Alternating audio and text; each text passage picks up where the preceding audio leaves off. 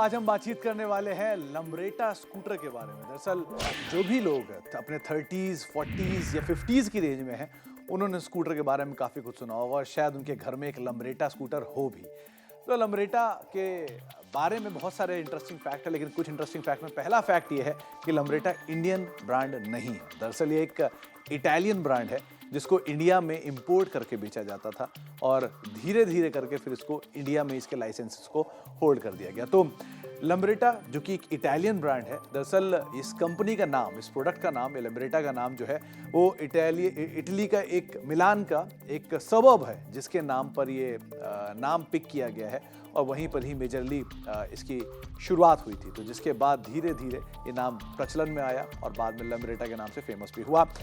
इनोसेंटी जो इस कंपनी को, इस प्रोडक्ट को बनाती थी, दरअसल वो शुरुआत में स्कैफोल्डिंग बनाती थी कंस्ट्रक्शन कंपनीज के लिए और कहा जाता है कि वो बड़े बड़े उपकरणों की पार्ट से ही उन्होंने इस स्कूटर की शुरुआत की थी। इसीलिए शुरुआती स्कूटर बहुत मजबूत और बहुत भारी भरकम होता था। भारत में ये इसलिए भी प्रचलित था क्योंकि ये पहला स्कूटर था जिसमें 4 लोग आसानी से एक परिवार के बैठ सकते हैं, तो अभी इसका जो ट्रेंड है वो बढ़ता हुआ दिखाई पड़ा।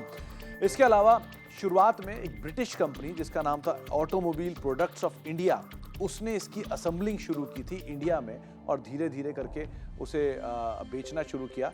लेटर ऑन 1972 में स्कूटर्स इंडिया लिमिटेड, जिसको जो सरकारी कंपनी थी, उसने इस कंपनी का राइट ले लिया। तब इस कंपनी का नाम लम्ब्रेटा से बदलकर लैम्बी रख दिया गया और उसके बाद उन्होंने इसको बेचना शुरू किया। और कुछ और इंटरेस्टिंग पार्ट या इंटरेस्टिंग स्टोरीज की अगर बात की जाए तो आज तक लम्ब्रेटा का जो राइट है वो स्कूटर्स इंडिया के पास है।